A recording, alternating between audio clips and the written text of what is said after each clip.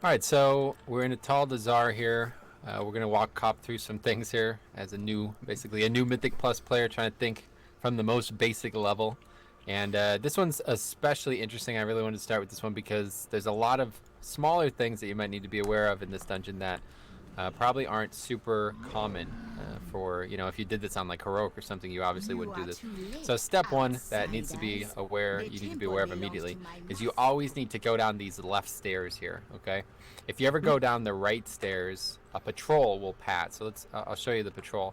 It's in stealth, so you wouldn't actually see it, but as you see, it attacked me right here. And this is a really, really big problem on top of the fact that it's obviously going to put you in combat. It will stun somebody. So you do not want to get stunned by it, okay?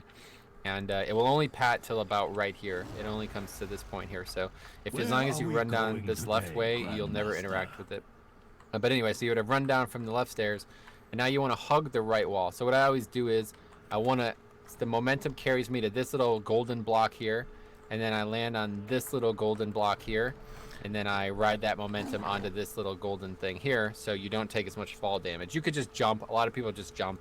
They take like 30-40% of their health and fall damage, but obviously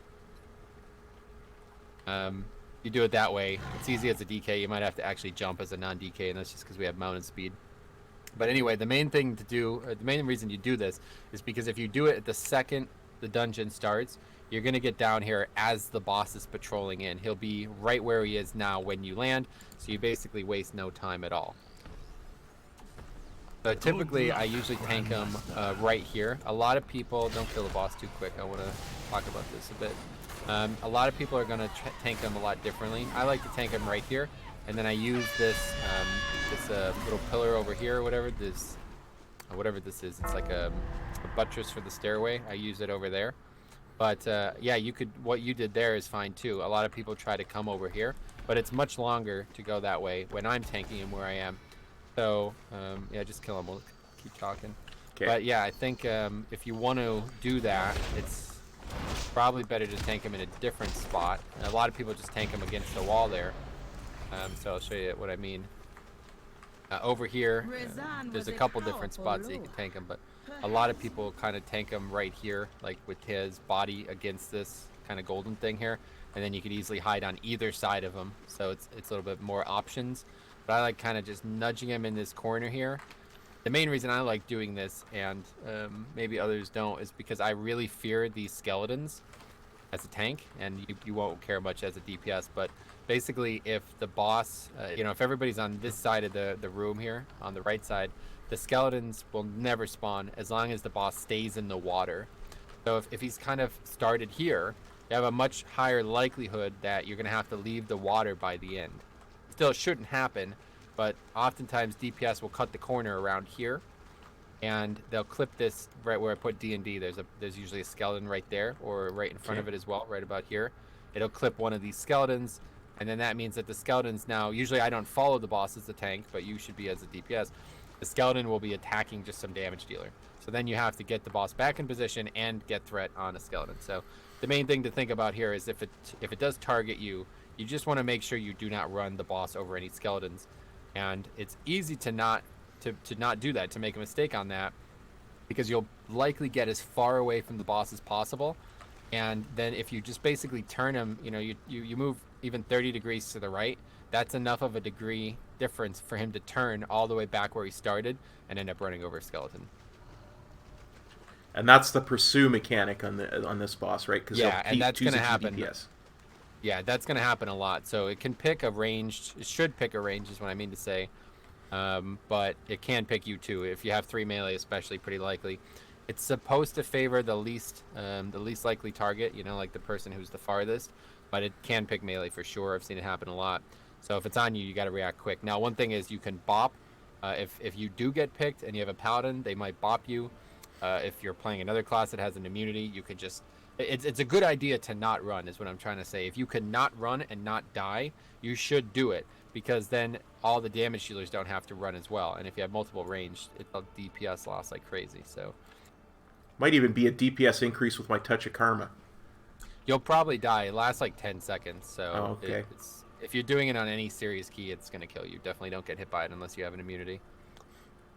Okay, so now Gotcha. the sword packs, these are like notable for their interaction with the fixes, whether it's busting or bolstering or sanguine, pretty much any of the major affixes, explosive even. These mobs are very easy to kill normally, but very dangerous under the wrong circumstances. So, as stupid as it sounds, you really want to have a CD up for at least one of these packs. And we're going to pull 3 consecutively because of the way I like to do it.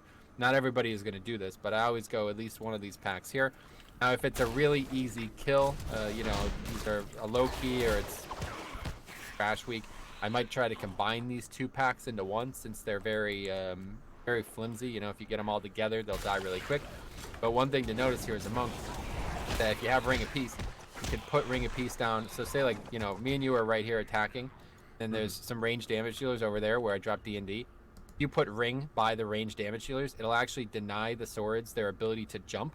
And it'll not only be a huge DPS increase, but also a huge survivability increase. Because as stupid as it sounds, these mobs are actually extremely dangerous under the wrong circumstances. Okay, so Ring of Peace is really important for pretty much all Mythic Plus, is kind of what you're telling me. Yeah, I would really recommend getting used to at least having Ring. Even if you have it and use it like once a dungeon or even 0 times a dungeon, it would still be better than not having it because there's a couple dungeons. And it's more so for this season. You're more thinking about next season with this, but this season especially, there's a couple times in dungeons where if you had it, it would be the biggest play any player could make. Like you having it and using it even remotely well, it was massive. Especially the week that happening currently while we're recording this. It's so being able to isolate mobs so they don't get bolstered is a kill.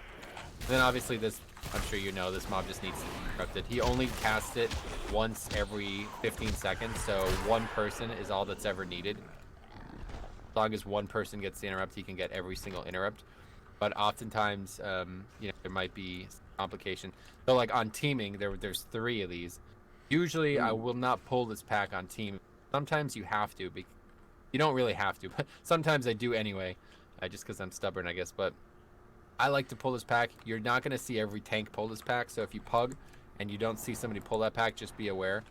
A lot of the times they're going to, I'm not going to do too much over here, but a lot of the times they'll go this direction instead, and I'll explain why that's a big deal. But, wait, where's the mobs? I guess they're dead for some reason. Anyway, there should be 3 mobs like right here, and then 3 mobs right there. A lot of people pull all of these together into one pack and do, like, sometimes you might even see people lust. So typically, like 99.9% of the time, I would go to Razan first, and we would lust on Razan. But if people are particularly scared of trash, they might start over there and pull 2 packs there and lust instead. So just in case you see it, if you run with me, I will never do that, ever. I don't like lusting on trash, but... and then this pack here is usually really basic. I'm going to mind control this mob always. Usually you would have fought that pack, quote unquote, this mob and the stealth mob that we talked about earlier. You remember that one? Yep. Yeah, so usually it would be that mob and this honor guard. And if you have a blood DK or DK in general, they're probably going to mind control that mob there just because it's, first of all, it's a huge DPS increase for them. And second of all, it's extremely dangerous. This is without question one of the hardest mob types in the entire game. And this is why I wanted to start with this dungeon, recording this, because I feel like this is the dungeon that has the most intricacies with how people might address this left side. So just be aware, if you run with me, I handle it, what I believe to be extremely well, but not everybody does. And especially this season, it could cause a lot of problems. Like right now, there's a Void Emissary in this pack. So if we were fighting this pack, we'd have to, and there was no blood DK, you'd have to deal with both the reanimated honor guard and the emissary, which would be extremely difficult, making it probably one of the hardest packs in the game. You know, Gotcha. the packs on this, that type of combo. But typically what I do is, and it's always going to happen on bolstering, but it might also happen on other weeks, depending on the key level, is I'm going to mind control it just to get it out of the fight, get a little bit of damage from it, and then I'm going to release it after we kill the other mobs. Like I said, always happens with bolstering, because I do not want this mob to bolster, but it's pretty common that that's the case. Now, another thing that happens a lot in here that really sucks is you're seeing it right now. The shield bearers of Zool are patrolling really far away from where we want to fight them. We want to fight them basically here. And a lot of times I would have done what we just described, that pack with them as well, depending on the key and the fixes. We would try to get 4 mobs instead of just the 2. and it's really difficult when the shield bearers are doing this. So this is another good place to ring. If we come up here and they're padding away, you could drop ring kind of right where I put my D&D, and it will knock them back towards us and make them a lot easier to pull for me. But it's not really needed. If it happened, it happened. That's obviously this bulwark of Juju mechanic. It makes them take like a ton of less damage. It's like 50% damage reduced. So you want to try to save leg sweep when both of them have done it. Now it's pretty common that if you're running with a demon hunter or somebody else who has an AoE stun, they're all going to do that. So if you want to get really meta, you could just wait till after somebody else has done it. That's how I always like to handle it in pugs. Just assume other people are going to be trigger happy and try to be like the calm and collected one in the group, you know? Yeah. But either way, in an ideal world, when both of those mobs put their shield up, they should do it almost at the same time. Stun them both, and then you've saved a ton of time. Gotcha. So here is where the things get interesting, okay? Now, I fear nothing in this pack whatsoever. I think it's an extremely easy pack, but that is because I'm going to mind control the hardest mob in this pack. So you might be skipping this pack a lot if you run with somebody else besides me, or basically besides the Blood DK. To skip it, it's extremely easy. You just have to hug the side here, and make sure you don't get too close to that Witch Doctor. Now, we're actually in combat right now, and that's perfect, and that's because there's a pat here, another one of these pats. So that's pretty rare to happen, and it just caused a little bit of confusion. But typically, if I was going to pull this pack, I would mind control the Honor Guard, and then go out of my way to seek out that that stealth mob so we can get it all together. And typically, it's going to patrol right about where I put my D&D. It'll patrol through that one way or the other. So if you ever see me do this key, very likely, unless it's a bolstering week, I'm going to come up to this pack and drop my D&D there. It looks like a misplay, like it's like, what, he missed his, what are you, Harry? But no, I'm actually putting it there. I'm actually putting it there on purpose, as close as I can to that pack there, because it's going to definitely aggro that mob before we get to that pack. Basically, what you're trying to avoid here is accidentally body pulling it, and it's stunning you. Like, so if it stunned me, that would be the worst case scenario. Because I would be like running like head of steam into that pack, trying to pop, pre-pot and put a AoE, get some AoE down. But then I get stunned, and everybody else doesn't realize I get stunned. So they go barreling into the pack, and there's no tank there for 3 or 4 seconds. But that might happen to you if you're in here. You might get stunned, or you might realize that the tank got stunned and then go with that. But if you don't have a Blood DK, a lot of people skip this pack. And try to skip a lot of stuff in this. Gotcha. But so, again, we would kill this mob. Now this is where probably one of the most interesting plays comes. It's only going to happen very seldom this season, not going to happen all next season. But I do want to bring it up just because it's kind of cool. Typically in this pack, some weeks there is a Tides Emissary, okay? Now you could actually make a big play with Ring. I'll put a marker. It would be a Tides Emissary right here, okay? And it's going to make it so I cannot mind control the reanimated Honor Guard.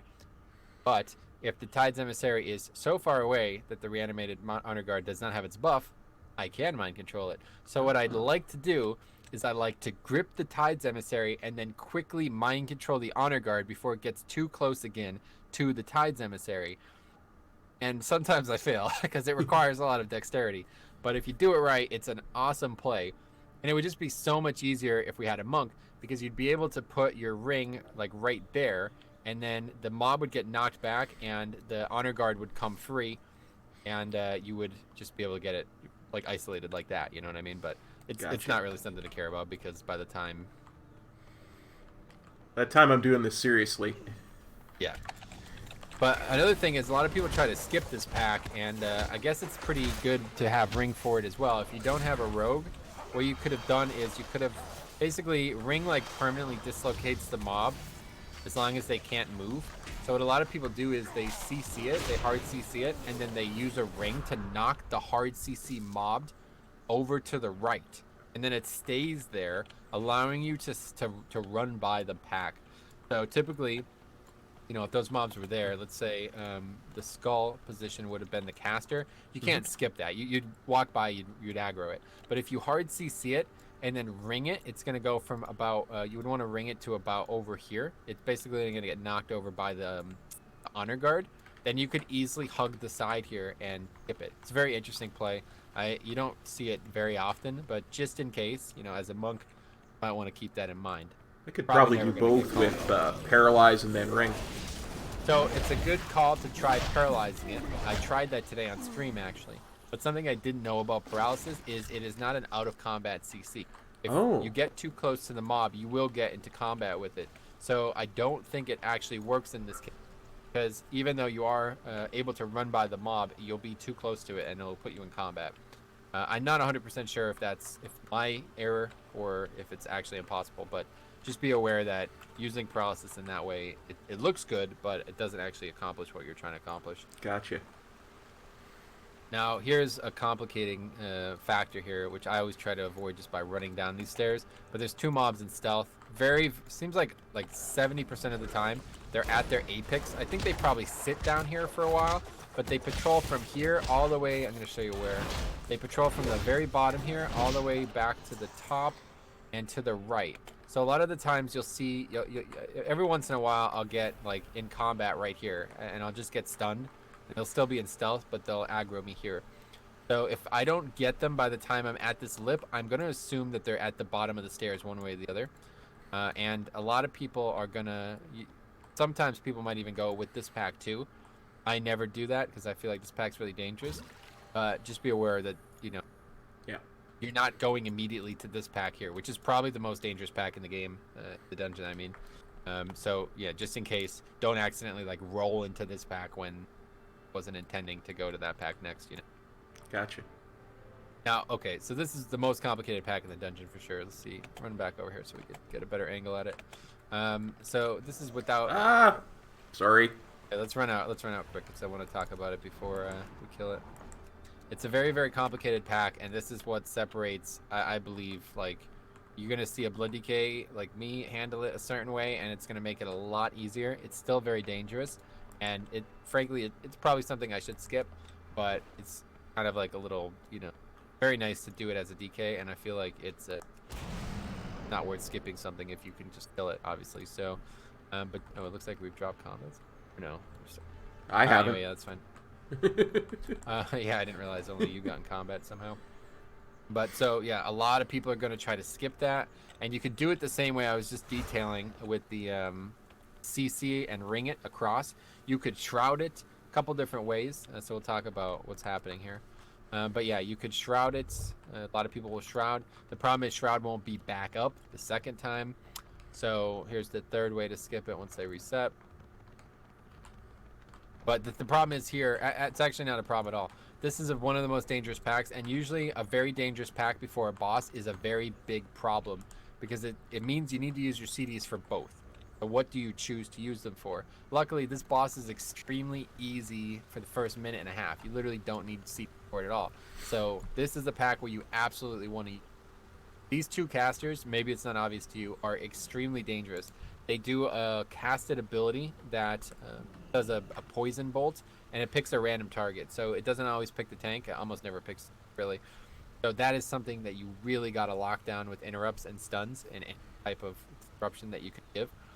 But the main thing is the ability that turns you into like a frog, or no, it turns you into a saurid. It hexes you, and it puts a big green circle around you that if anybody else is in it when it expires, it hexes them. Okay, that's like that one raid fight.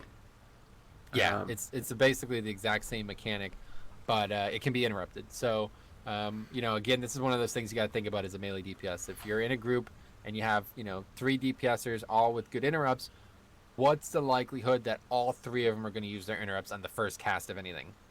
You got to think about that, because if everybody attacks and interrupts the same target, and nobody can interrupt any of the other casts or any of the other targets, that might cause a wipe. Like, stranger things have happened, you know what I'm saying? So that's the same thing you were saying about laying it cool and let the other people interrupt the first one, and gotcha. That's probably the biggest tip I can give as a melee DPS in 5-mans, because I feel like you have a big advantage with interrupts, and you really want to use them well. And I see so many melee DPS just have no interest in interrupting. They just use it the first chance they can, and then we don't have interrupts. And then it's on, things like Ring of Peace or stuns or grips. So anyway, this pack specifically, it needs a lot of effort. If you're going to fight all 4 of these mobs, prepare to work hard. You're gonna die. It's gonna be very difficult on most keys, unless you're doing a really low key or like a really easy trash week. Pulling all 4 of these mobs is a very dangerous thing. So again, the other way you could skip them, which is pretty common, is stay there. So typically what I would do is I would grab these mobs like this, and I would run them over here, and then you sneak by. Go ahead and sneak by while they're on me. Sneak by and get to the right side of the platform, so they don't. Yeah, perfect. So that's exactly where you want to go, right over there. Now I'm not gonna actually die because this is mobs couldn't kill me if they wanted to, but they would kill me, and then you and the 3 other people would be over there, and you would just battle res me, or not battle. You wouldn't even battle res. You would just use regular res on me. You understand? Yeah. So effectively, we skip this pack with only 1 death, and obviously, you know, you just res me, and that's that. And then we'd have to do it on the way out as well. So this is like if you have no rogue and you really want to skip and you don't want to deal with the ring shenanigans. The thing I talked about with CCing and using ring, that's like really, really top level shit. You're probably never going to do that. Like, I'm not even going to lie about it. I don't think anybody's going to ever ask you to do that. Just be aware that you have the probably most overpowered ability in the game or something like that if you really wanted to in your group. Gotcha. But in a normal group, nobody's going to ever ask you to do that. Everybody's just going to rely on rogues. And don't forget, this is going to change. We're talking about skips that are relevant right now, but in Season 4, you're going to be able to use the new affix to skip things. So it's going to change a lot about how this dungeon is done. But this is the, like, you want to have this kind of legacy of information before you go into Season 4. So when people are deliberating over something, you're understanding what they're talking about. You know, you don't want to be seeing all of it for the... Gotcha. Now, this fight is probably the easiest. It's actually not the easiest in here, ironically, but it's one of the easiest fights in here because the first half of the boss is extremely easy. I'm going to tell you everything you need to know here. All 3 totems have to die at the same time. I'm sure you... Yeah. But the problem is you want to minimize your CD usage on it. You're going to want to go into this assuming everybody's just used their CDs on this previous mob pack because they should. If they don't, they're idiots. You don't need CDs for this boss unless you're sure they're going to be back up because you want to make sure they're back up for when the fight actually starts, and that's the second half of it. That's usually when you'll get your second lust. After we complete the totem phase, you'll get your second lust. So let's see. I think on normal it doesn't even matter kill the totems, but either way, I'm pretty sure DBM has a thing that comes up on the screen. It shows, yeah, on the right side of the screen you see all the 4 health frames. Or do you not see it? Yes, sorry. Oh, you do. Okay, cool. Yeah, so like I was thinking about DPS. Oh yeah. You want to keep an eye on that just because yeah, you want to make sure that yours is not way ahead or way behind.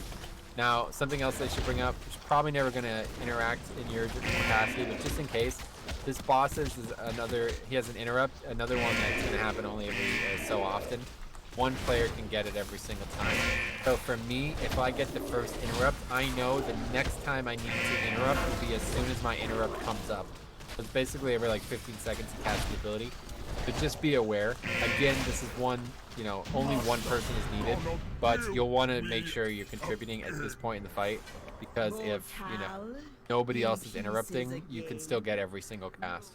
But we didn't really get to see the fight, obviously, but typically if I was tanking the encounter, it would depend on where the boss is jumping, where we start it.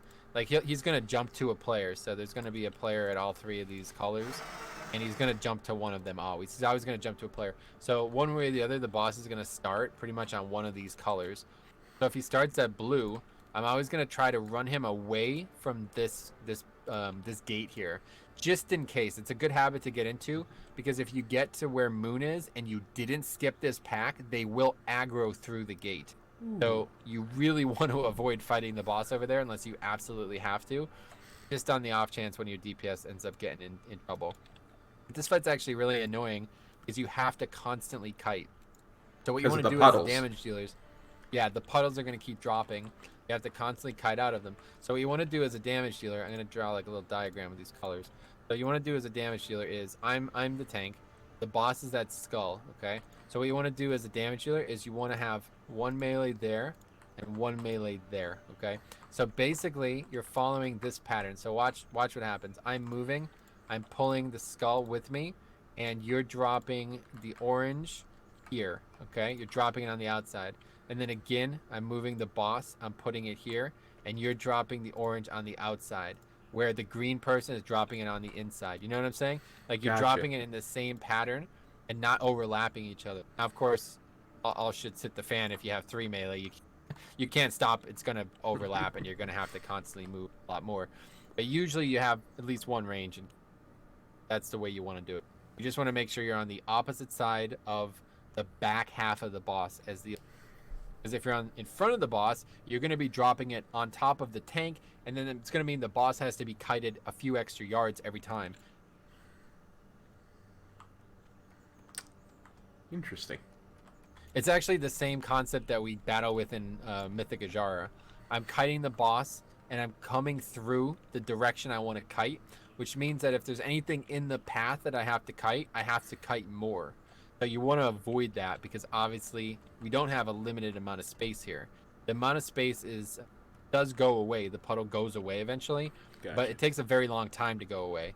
So if you have to kite a lot, like if we started Skull and melee are constantly crowding the boss and dropping it where they shouldn't be, or worse, you got a range who's like over here where the red marker is, that's really bad because that means that when you get to red, you're going to have to skip a ton of spaces. You're going to have to basically say like, we'll call it like an allocation of kiting. You kite 10 yards per allocation.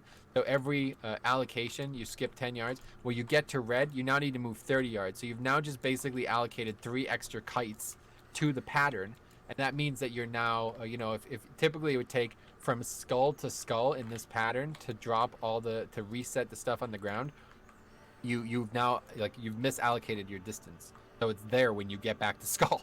You know what I mean? Yeah, so it's like you don't you understand? It really is exactly like Ashbane. Yeah, it's the exact same mechanic. Now this pack is low-key very, very dangerous because 2 witch doctors and 2 shield bearers. Again, the shield bearers are the mob type that are going to put the 50% damage or whatever reduction up. It's going to put that shell up. So again, as a windwalker, you can do some big plays here with spinning, or what's it called? Leg sweep. Stun. Yeah, leg sweep. Yeah, you could use leg sweep, but again, you don't want to do it early. This is the biggest mistake I see people do, is they do it way too early. And if 2 people do it too early, that's such a big problem that you will have DR'd the stuns that you might not even be able to interrupt when you want. So do not do it early. Always wait until the second shield bearer has done his shield, no matter what. Even if they're out of sync. Even if the first one goes and the second one doesn't start going until the first one is over, it is still better to wait.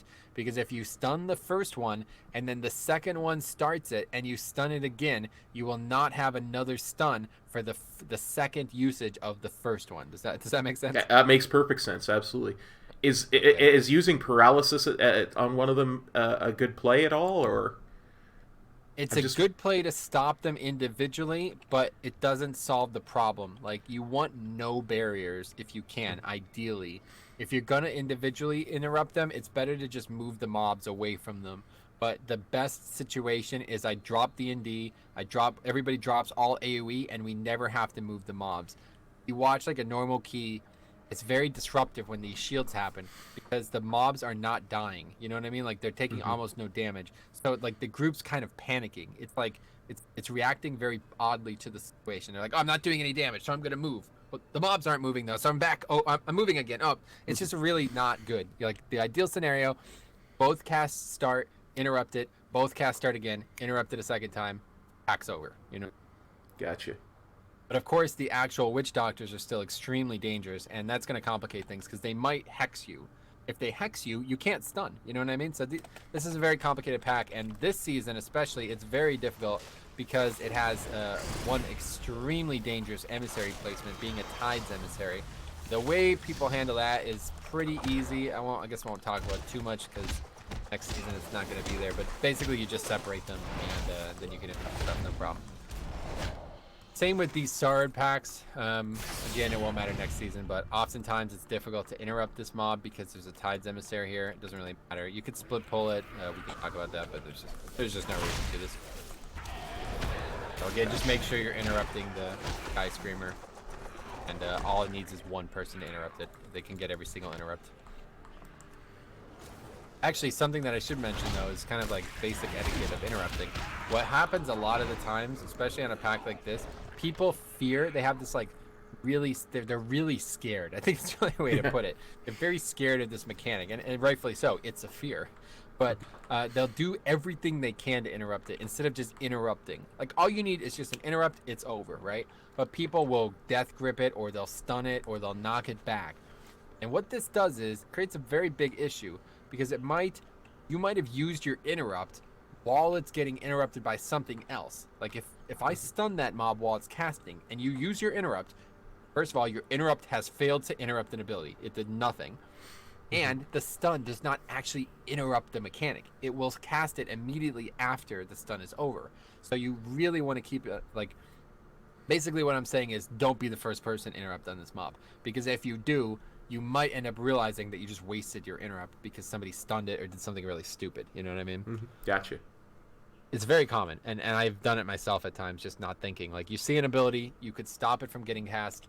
You often do it, even if that's the idea. Okay, so now this pack is a complicated one. 99.9% of the time, nobody's going to pull this pack. I have been known to pull it at times, depending on the affixes. But you really don't want to pull this pack. It's very, very dangerous. It gives an absolute ton of count now. And the mobs aren't as dangerous as they look like they are, being all named. Mm-hmm. But it's still a pack that is just got a ton of freaking health. So a lot of people are going to skip it. Now, you could always skip it by going around to the right here. If you hug this right side and just, kind of hop over that ledge there, you will never get too close to these mobs. But you really got to make sure you... When I'm tanking, I always just grip this mob down. Again, we want to make sure we interrupt. If for some reason the error we made before, that I talked about making before, happened here, you would wipe because you'd get feared into this Dinomancer pack, So those are the reasons you really want to think about. Now, not every week, and it's going to depend on what count looks like next season. Not every week I'm going to pull this Feasting Sky Screamer up there. You see it? I marked it with a skull. Not every week you're going to pull that. You don't always need the count, and it's a mob that you don't want to fight if you don't need it. But a lot of the times, if we're in a position where we need it, I'm just going to pull it with this pack, and going to just, we fought this pack a dozen times, basically. Combination of mobs, not a problem at all. And you could ring, prevent the mobs from jumping. Otherwise, just AoE stun or something, keep them locked down. And can I ask a question about that Dinomancer pack, if I may? Okay. Yep. I'm just wondering, because I noticed you were very careful about when you went around on hugging the side. Is that, like, if they're too close and we're trying to go around, are they going to aggro? No. So like I said, as long as you're not... Basically, the way to look at it... Here, I'll draw like a little line here. So you see... I'm going to put a line here between two markers. You see this, like... This inner area here that I drew a line? As long as you're not within this area, you will not pull these mobs. Even if... Here, practice it. Come over at their apex and just hug the side here. And you'll realize that they do not get far enough to aggro, no matter... So now they're going back the other way, so practice it this way as well. It's the exact same pattern. They will only pat about 80% of this giant circle. So as long as you're without those colors... oh, actually I got too close that time.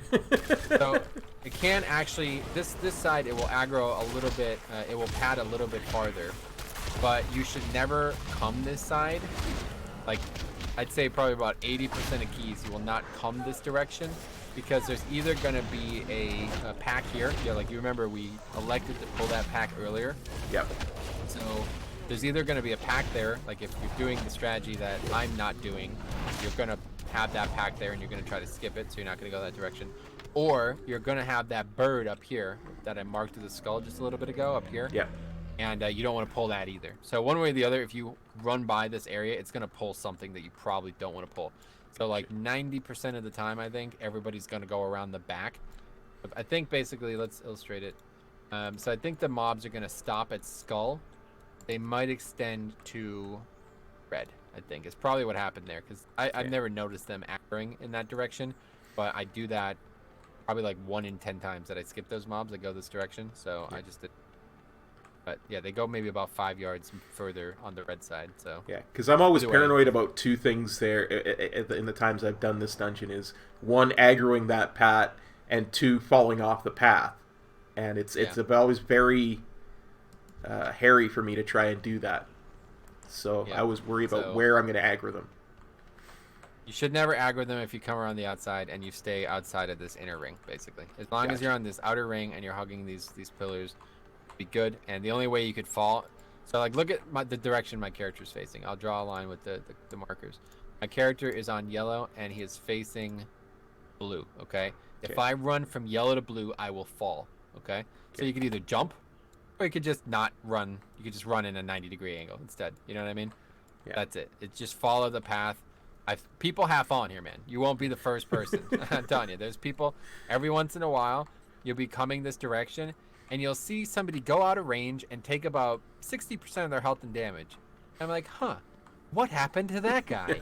Oh, he freaking just lost the key because he fell. You know what I mean? So, Yeah, That's, like I say, I think I've actually fell there before the first raid even opened when I did one of these. That was like a heroic. right. So, Well, not as big of a deal on Heroic. Okay, so now we're getting into a whole new type of mob. You would never fight this mob type unless you did the pack I described on this side of the dungeon earlier, where we talked about starting the dungeon that way with Bloodlust. But typically, this mob set over here is just way more lethal individually, but way less dangerous in they're higher volume, but they do a lot more casts and a lot more abilities that you just want to be aware of. So this augur is one that is going to repeat. It's going to be in a lot of packs up here, a lot of mobs up here. So you just want to try to interrupt it as often as possible. It's not something that is requiring a massive amount of. You don't need to be 100% focused on it. Let's put it that way. It's not the most dangerous mob in the pack, but you really want to have it. You know, if you need to set it as your focus or something, go for it. But you really want to have your eye on it to make sure that you interrupt it at the right time. So here we go. This has the potential to be the hardest pack in the game if it's under the right circumstance. But it should be pretty easy most weeks, especially any tyrannical week. It's not going to. But the big problem here is when it's teaming. There's extra mobs that I can't really explain because they're not here. You'd have to see the mechanic. Mm-hmm. Long story short, it's a mob that is going to try to heal. And it's going to do this mechanic called, it's going to put this giant golden dome up. Let's put it this way. If that giant golden dome is up, you've gone too far. Let's put it that way. You made a mistake. You know what I mean? It's called Might of Bwonsamdi, and it makes everybody in the golden dome impossible to CC. You can't interrupt, you can't stun, you can't knock them back, you can't do anything to them. So if it was teaming, and you're fighting this pack without any CC or anything like that, that's the mob you really want to focus down. If it's not teaming, it's not that big of a deal. This pack is pretty easy. All you got to do is interrupt the augur. So don't attack these. Just let them do a couple things first, and you'll see what they do here. This augur, the honor guards are actually the hardest mob in the pack. Actually, the juggernaut is technically the hardest mob in the pack because he's gonna like charge around. This merciless assault. You see that mechanic? It should never hit you as a melee, but it's a very, very, very dangerous ability, and he is getting buffed during it. So you want to move out of it, basically. Like if you were max range, you'd have time to move out of it and it wouldn't hit you. But either way, every time he does that Fanatic's Rage mechanic there, he's going to do a lot more damage. And it's going to get a lot more dangerous. So we're waiting for the augur to do it a mechanic here, which they're not doing. Maybe they don't do it on normal. They might not actually do it on, unfortunately. But basically, the augur, again, in this pack is the one that you want to be interrupting. They're going to do a mechanic that is going to turn the juggernaut into basically an AoE DPS target. Like he's going to start spewing fire everywhere. Have you ever seen that whenever you've done this? I think I know what you mean. Yeah. 'Cause I think I've done this So as a key before, so. Yeah, so it's perfectly interruptible. It's just nobody does it because everybody's like, well, I'm doing 400k DPS. I'm not going to interrupt as well. You know what I mean? So like they'd rather just have deaths than interrupting. But if you interrupt that one ability, again, provided it's not teaming, hack is easy. It's so easy, but nobody ever gets it because there's like 6 mobs. There's a lot of stuff going on. Mobs are like charging out, and there's, you know, whatever fixes are happening. So just keep an eye on that. The same thing over here. A lot of the time, we're actually going to start with these 3 mobs. We're going to leave that pack up because the way CDs typically line up on your normal key, you would have used 2 or 3 minute CDs for that pack at the bottom of the stairs, and then they will not be back up for this pack. So typically, I will pull this pack first. You don't normally need this pack unless you do my exact route. where you pull exactly what I pull, and you keep the pet. If you do not keep the pet, you don't need these 2 mobs here because you have enough count with the pet dying. That would be the. But again, it's the same thing. You're going to have an Augur and a Juggernaut. It's going to Fanatic Rage, and then the Augur is going to buff the Juggernaut so he spews lava all over the place. That combination is absolutely lethal. Make sure you interrupt the Augur. You could, like I said, he's also going to be casting Fireball. You can interrupt that too, but it's a lot more important to interrupt the ability that is going to spew fire everywhere. Gotcha. Something else that you should know is that these 2 mobs, the one we just killed, channeling on the pool, I put a skull, and the one that's currently alive, I put a red marker. Those mobs will aggro with the boss.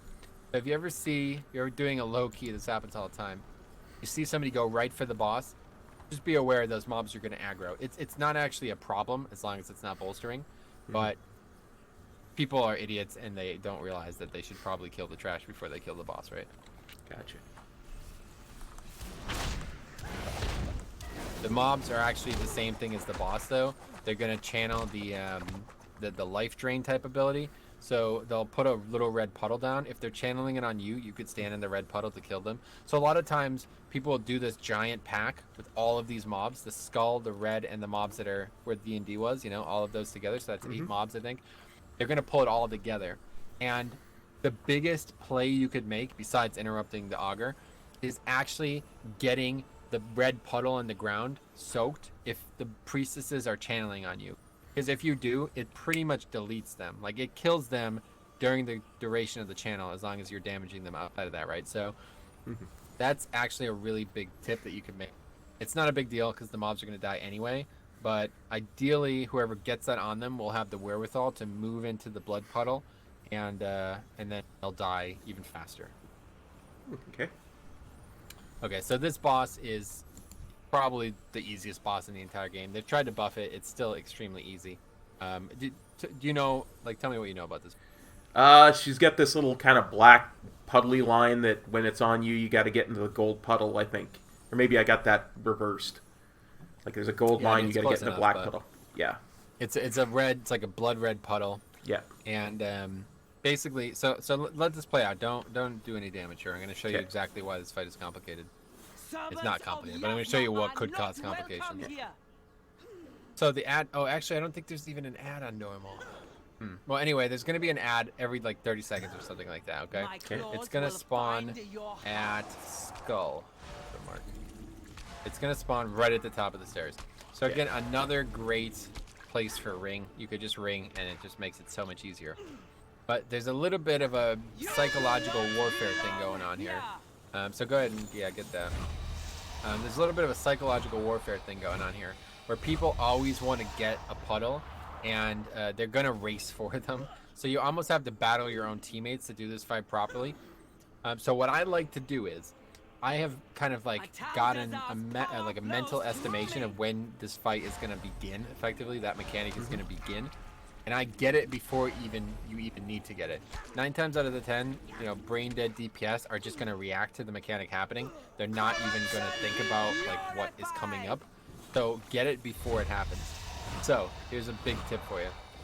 When the ad spawns, by the time it takes to kill it is usually enough time to get the puddle and have the puddle be still up for when the mechanic happens. Does that make sense? Oh, so you're basically getting the puddle twice. No, you're still only getting it once. But so go ahead and get the puddle, and you'll see how long it lasts. See how long it lasts? Gotcha. It's like 14, 15 seconds. Yes. So again, the ad will spawn, say, at second 30. Okay. It will take. So between the time the ad spawns and the boss does the mechanic, it's another 30 seconds. Let's just say that. I don't know exactly, but that seems right. So 30 seconds in, ad spawns. 30 seconds later, she's going to do the mechanic. But it takes, say, 20 seconds to kill the ad. If you get the buff, it lasts longer than the remainder of time between the time that the ad died and the boss begins the mechanic. And this seems really trivial, but it's important when you got multiple melee, because you do not want to all be racing for the same thing. If you all go to the same one and nobody gets it, you know what I'm saying? If like all 3 people go to the same one and nobody got, 2 people didn't get it, you basically, like, you've made this fight way longer. You understand? Yeah, I see exactly what you're saying. Yeah. All right. So just kill the boss. So that's like, it's really, I don't know. It's not that big a deal. You could just react to it, and that's fine. It's not a big deal. But I've learned this. I think this is probably the biggest tip I can give in this dungeon. Is do not see. Look, we both did it. You know what I mean? We didn't even like. It's just we weren't even planning that. Yeah. Yes, 2 people just always go to the closest one, and then that's it.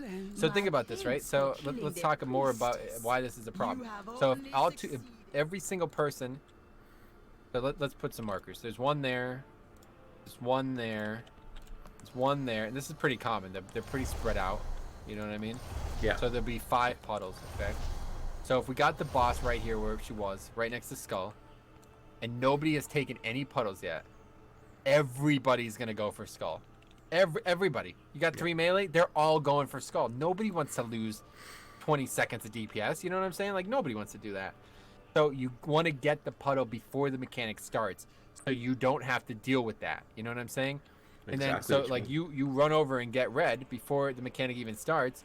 Well, now there's only 2 people going to Skull, so only 1 person ends up getting destroyed by the mechanic, or there's just less mistakes that can be made. You understand? I know exactly what you mean, because I can remember doing this and going beforehand and being worried that the puddle was going to be gone, like the puddle buff was going to be gone before she did the mechanic, because nobody else was moving. Yeah.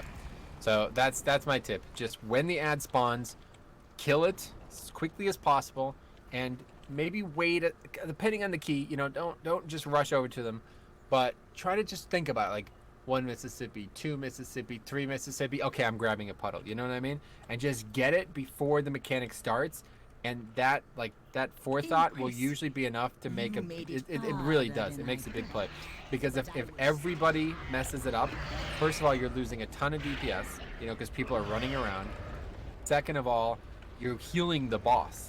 Every second that somebody doesn't have that blood debuff, the boss's health is going up instead of down. And if even 2 people don't have it for a significant period of time, the boss will actually heal, like she'll be higher health. You know what I mean? If 3 people get it and 2 people don't get it for the entire duration, she will heal more than she will take damage. So it's actually that's such a huge issue. Gotcha. Okay. So we're at my favorite fight in the game. Absolutely the worst fight. I hate it. Absolutely despise it. And I think if you do keys, you'll despise it as well eventually. And the reason that it is a pain is because this boss has an enormous health pool, an enormous effective health pool. It doesn't actually have that much more health than anything else in the game, but there's a lot of times where you're not able to cleanly attack the boss. Now, we're not going to be able to see it here in normal, but we should talk about this. Okay.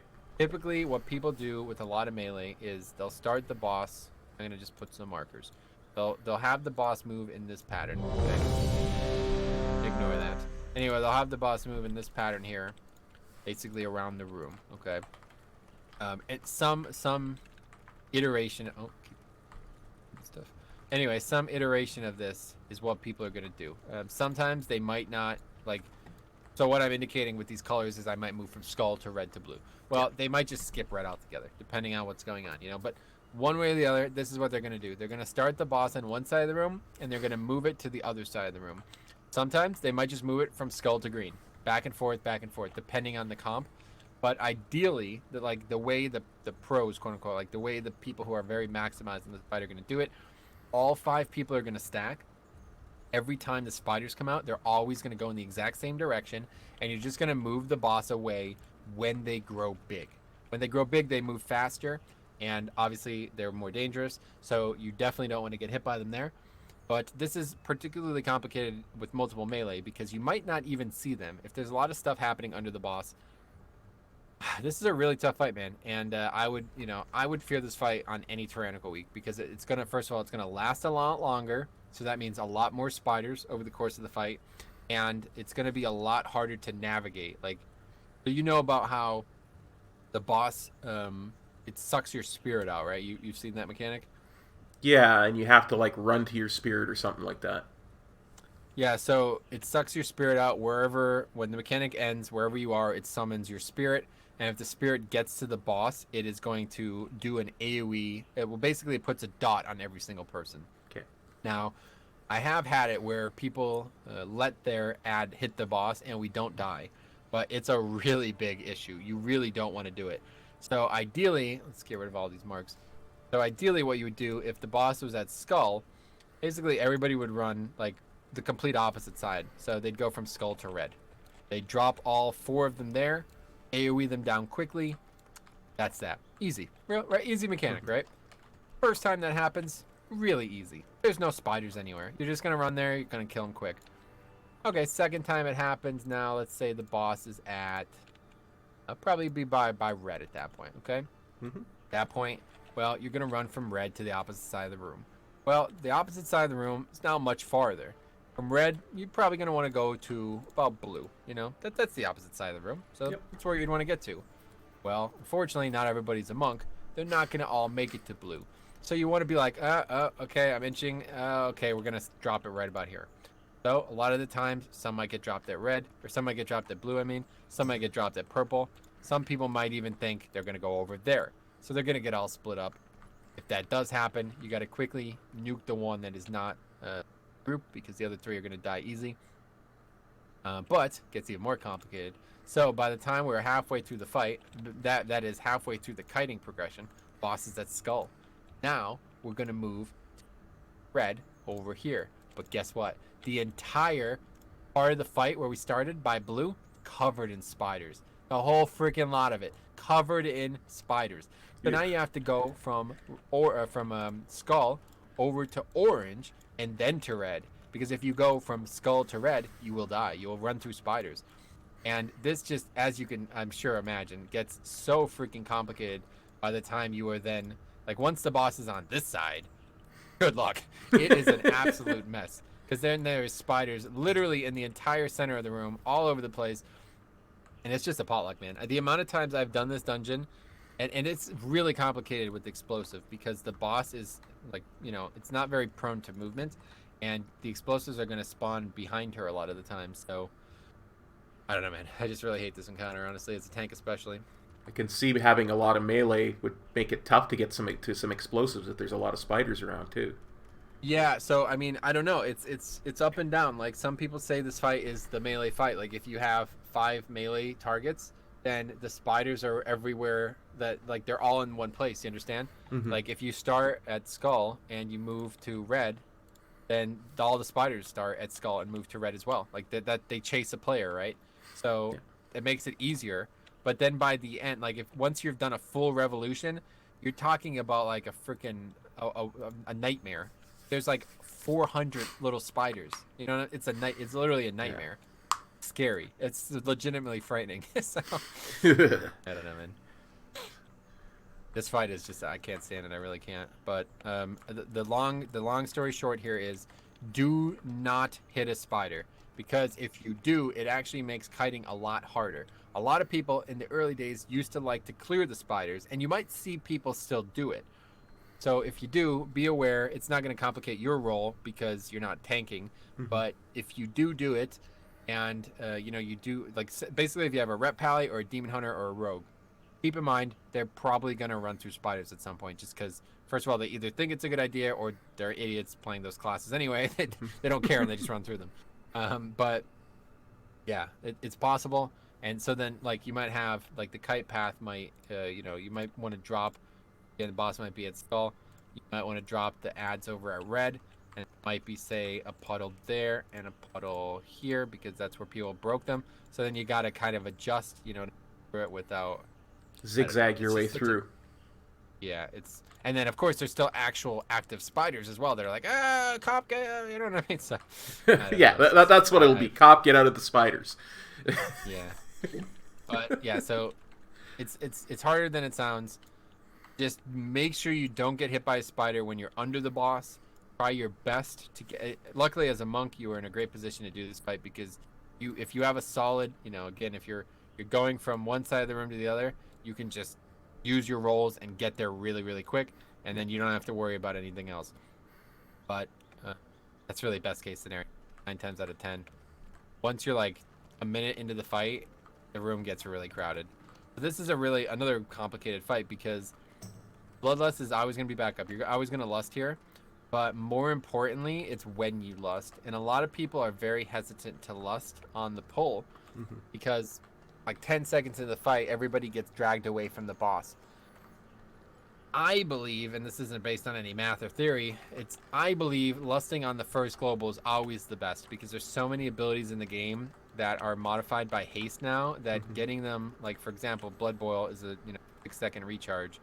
With Bloodlust, it's only a 4.5-second recharge. So even though those like wasted globals seem like a big deal, I always feel like getting those like 10 or so second CDs on CD quicker with Bloodlust is always going to lead to more DPS. And obviously with the pre-pot, it's, I don't know though, but you'll see a lot of the times people wait to lust until the ads spawn, kill the ads even quicker, and then get back to the boss.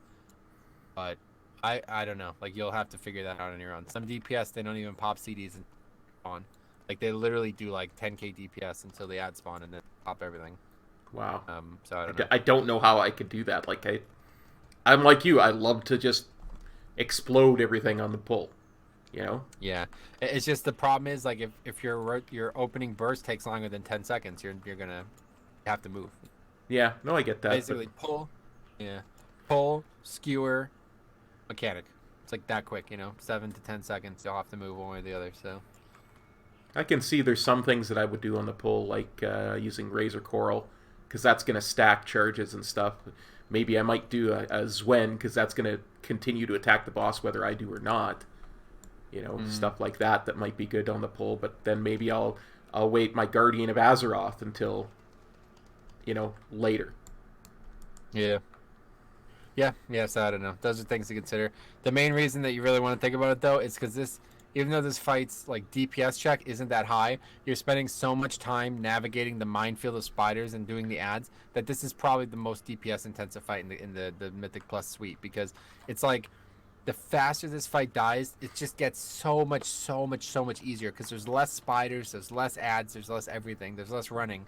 If the fight died in a minute, it would be the easiest fight in the game. Literally. If it died before you had to get halfway through the progression of kiting, you wouldn't even think about this fight. It would be the easiest fight in the game. But when you're doing it on like an 18 Tyrannical, and the boss is lasting like 4 minutes, and you're going from one side to the other twice, I swear, I've done this fight 3 times this week, and every single time we get to the opposite side of the room that we started on, and nobody is dead, and I'm like, oh, we're going to wipe.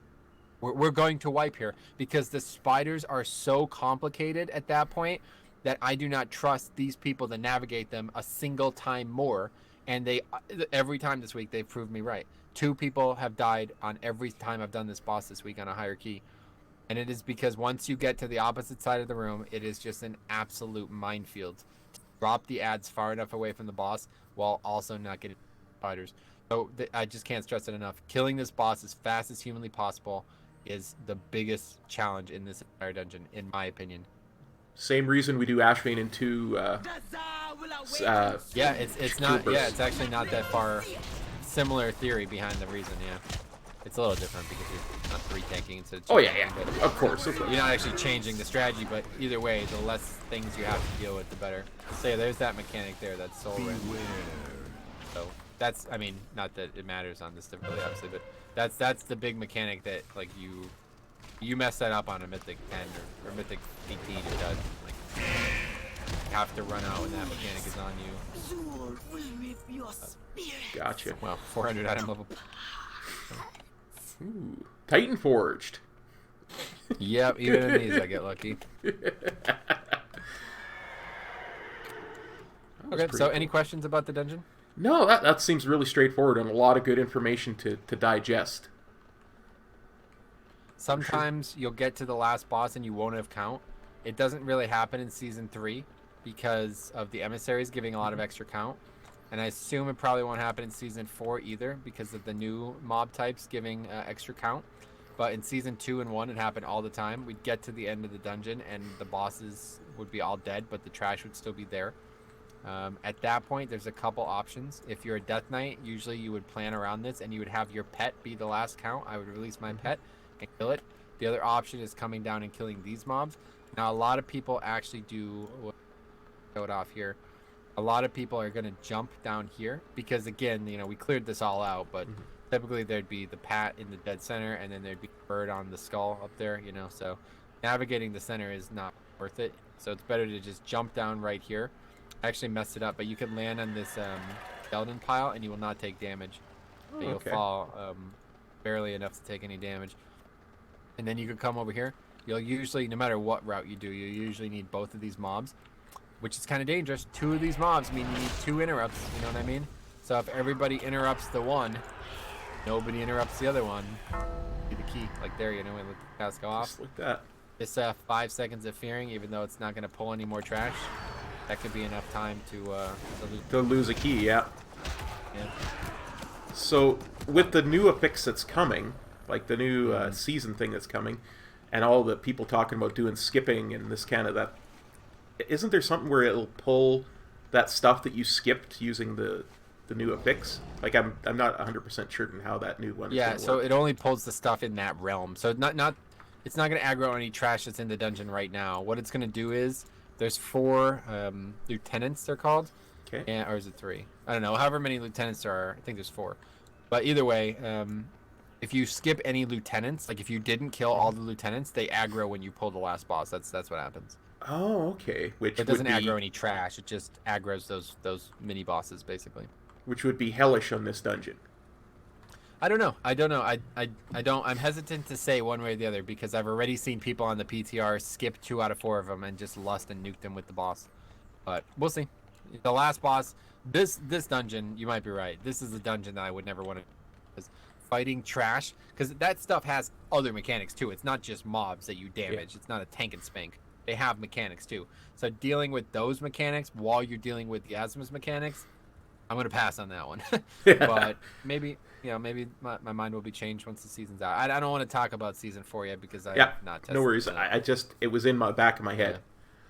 So Cool. I was very good. Any other questions? Not that I can think of off the top of my head. That's very comprehensive and very helpful. Thank you so much. Good. Yeah, I've been thinking about this one for a while, and I'll put more thought into the other dungeons, and hopefully we'll get a good look. The other thing is, I don't think you're ever going to do a dungeon where you go left, but sometimes people do go left. And this mob that I put a skull on, this Colossus mob, is an extremely dangerous mob. I hope you'll just never go left. But maybe season 4 people are going to start going left for some reason. But I don't know. These like super tryhard people, they like going left. And I guess they think dealing with this 1 or 2 Colossus packs are easier than constantly dealing with the honor guards on that side. But I don't see it. I guess just because I'm a DK. But just be aware that that is probably the most complicated mob in the entire game. Basically, it's going to like, you have to nuke it mad quick. Otherwise, it's going to protect the pack the whole time. Gotcha. That's it. So yeah, no, nothing else. Nothing else No that I can questions think or of off the top of my head. It seems very straightforward and very well explained. Thank you. Wait, the biggest, let's give like an award to the biggest noob moment. The biggest noob moment in this dungeon, start the key, somebody goes right. That's how you know they have no idea what they're doing. It's not even an exaggeration, dude. If you go right, you might as well just stop. You're not going to get down to Razan quick enough. You're going to aggro trash, which then is in turn going to aggro the Saurids. And like you're going to be stunned. You're going to be stuck up there. You're not going to get bloodlust. You know what I mean? Like, Yep. whenever you see somebody starting on the right side of the dungeon, you are in a bad group. That's we'll do that for every dungeon. What's the biggest noob mistake you could make? Not the dumbest mistake, not the worst issue you could do, but the thing that if you see somebody do it, you know they're inexperienced. That is it. So for you and others watching at home, do not go down the right set of stairways. It's a tragic mistake that is almost to the point where I would say people probably would be like, all right, that's the key. Thanks anyway. Like if you pull trash on top of Razan, you might literally wipe to that, and it might cost you bloodlust, all CDs, and probably disbanding the group. Wow. It's that volatile, man. Mythic Plus pugging. I believe it. I have seen a lot of your keys, and I know exactly how volatile it can be. I just can't believe people leave so easily sometimes. Yep. But All right, cool. Well, if that's that, then moving on to the next dungeon. I'll get together again with you another time, and we'll get going Sounds on all good. the dungeons. The goal for this series is to do every single dungeon. Don't know how long it's going to take, but the main goal here is for me and Cop to, I basically want to try to get Cop as much knowledge as possible before Season 4 starts, so he can get higher and higher keys done, get the 15 done every week so he can get some really good gear out of the cache, and you know, his confidence levels could improve. Hopefully along the way I'm able to improve you guys who are watching this as well, And and the I i- hope you found this. and the idea on my end is the exact same.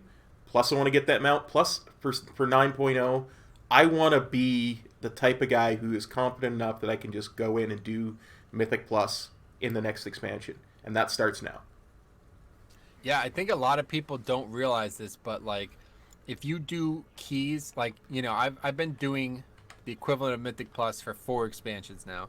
I did hundreds, maybe probably more like thousands of Mythic Plus keys, quote unquote, challenge modes in MOP and Mm-hmm. WAD, thousands in Legion, and certainly thousands in WAD and BFA as well. And a lot of the mechanics are handled the same way. Like, once you see them once, you'll remember, oh, this is handled the same way. In fact, you probably hear me say it all the time in raids. Mm-hmm. I'll compare like the third boss in the raid to Paragons because it's got almost the exact same mechanic.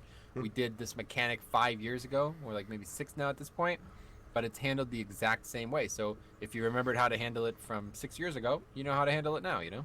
Absolutely. Absolutely. Anything to get better. Sounds good.